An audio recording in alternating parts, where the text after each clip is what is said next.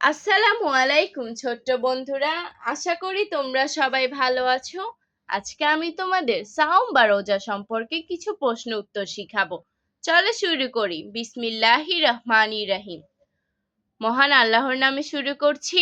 প্রশ্ন 1, সাওম বা রোজা কাকে বলে?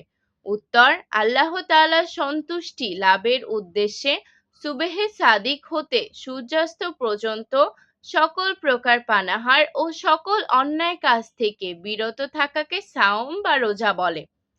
প্রশ্ন 2, সাওম ইসলামের কততম ভিত্তি? উত্তর, সাওম ইসলামের তৃতীয় ভিত্তি। প্রশ্ন 3, সাওম কোন ধরনের শব্দ? উত্তর, সাওম আরবি শব্দ। প্রশ্ন 4, রোজা কোন ধরনের শব্দ? উত্তর, রোজা ফার্সি শব্দ। প্রশ্ন 5, সাওম অর্থ কি? উত্তর, সাওম অর্থ বিরত থাকা, আত্মসংযম। প্রশ্ন 6, সাওম কেমন ইবাদত? উত্তর, সাওম ফরজ ইবাদত। প্রশ্ন 7, কোন মাসে সাওম রাখা ফরজ? উত্তর, রমজান মাসে সাওম রাখা ফরজ। প্রশ্ন 8, সাহারি কাকে বলে? উত্তর, সাওম রাখার জন্য ভোর রাতে উঠে খাওয়াকে সাহারি বলে। প্রশ্ন 9, ইফতার কাকে বলে? উত্তর, সূর্যাস্তের সাথে সাথে পানাহার করাকে ইফতার বলে। প্রশ্ন 10, রমজান মাসে ইবাদত করলে কি হয়?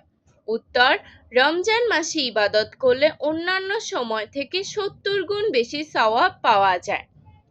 প্রশ্ন 11, সাওমে পুরস্কার কি? উত্তর, সাওম পালনকারী ব্যক্তিকে আল্লাহ তাআলা নিজে পুরস্কার দান করবেন। প্রশ্ন 12, আরবি চন্দ্র বছরের কততম মাসের নাম রমজান?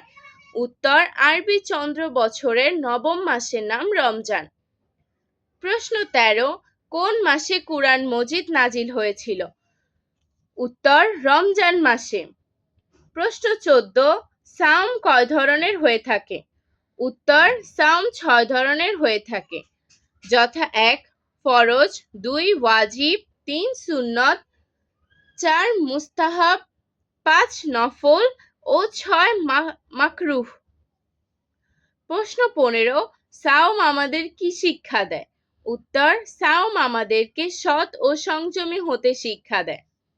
আজ আর নয়, ভালো ভাববে, ভালো থাকবে। আল্লাহ হাফেজ।